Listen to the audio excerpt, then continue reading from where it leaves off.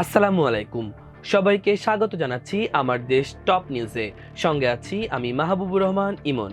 আমাদের আজকে টপ নিউজের প্রথম শিরোনামটি হলো ভোটাধিকার থেকে বঞ্চিত 4.5 কোটি ভোটার।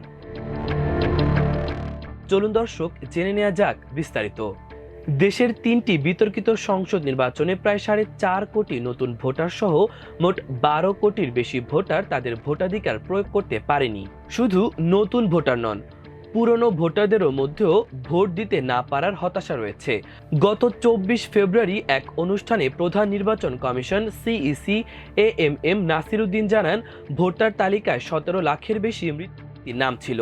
তারা কবর থেকে ভোট দিয়েছেন। তিনি বলেন, এটি আমাদের কল্পনার বাইরের বিষয় ছিল।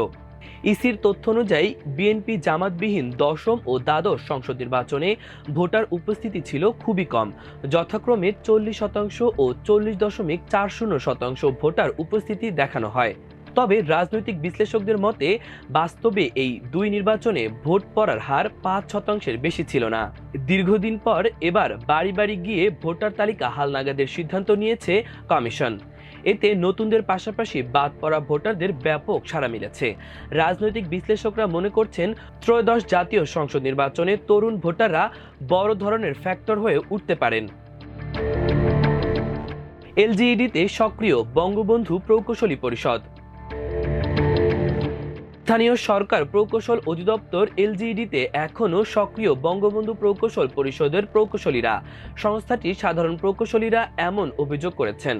তারা বলছেন, সরকারের নীতি ও নির্দেশনা বাস্তবায়নও পরিষদের নেতারা বাধা দিচ্ছেন। সূত্র জানিয়েছে, 2023 সালের 2রা নভেম্বর এলজিইডির সাবেক প্রধান প্রকৌশলী মোহাম্মদ আলী আক্তার হোসেনকে আহ্বায়ক ও প্রকল্প পরিচালক মোহাম্মদ আমিরুল ইসলাম খানকে সদস্য সচিব করে 101 সদস্য বিশিষ্ট বঙ্গবন্ধু প্রকৌশলী পরিষদের একটি শাখা কমিটি গঠন করা হয়। 101 সদস্যের এই কমিটিতে 2013 সালে নিয়োগপ্রাপ্ত প্রকৌশলী রয়েছেন 18 জন।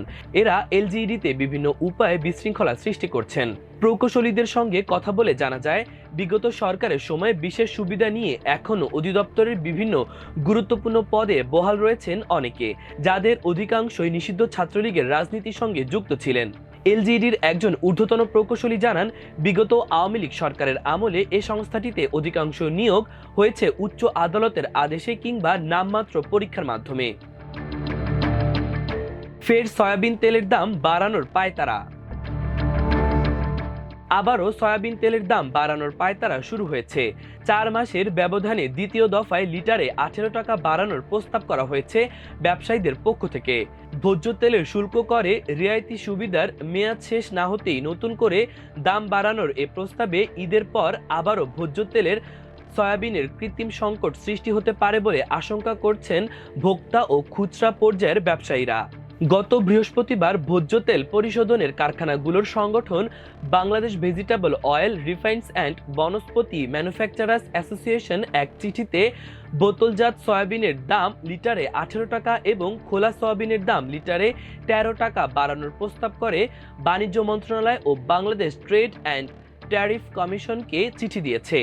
আগামী 1 এপ্রিল থেকে এই দর কার্যকরেরও ঘোষণা দিয়েছেন তারা। আমেরিকার মুসলমানদের ধন্যবাদ ট্রাম্পের। আমেরিকার প্রেসিডেন্ট ডোনাল্ড ট্রাম্প দেশটির হাজার হাজার মুসলিমদের প্রতি কৃতজ্ঞতা প্রকাশ করেছেন।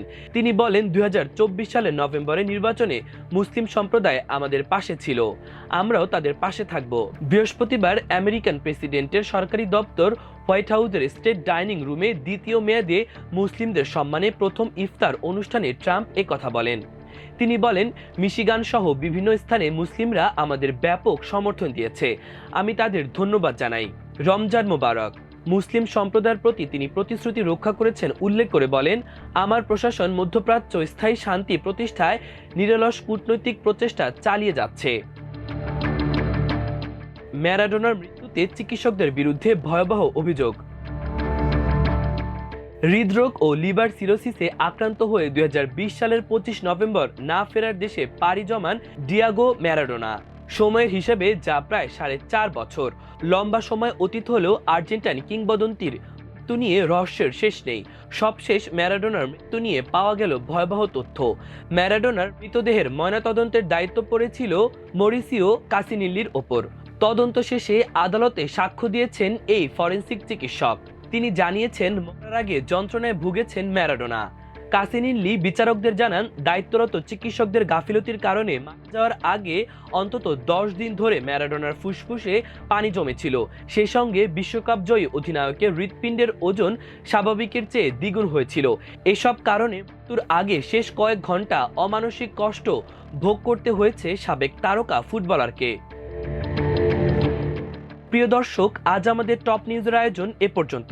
এতক্ষণ সঙ্গে থাকার জন্য অশেষ কৃতজ্ঞতা। আল্লাহ হাফেজ।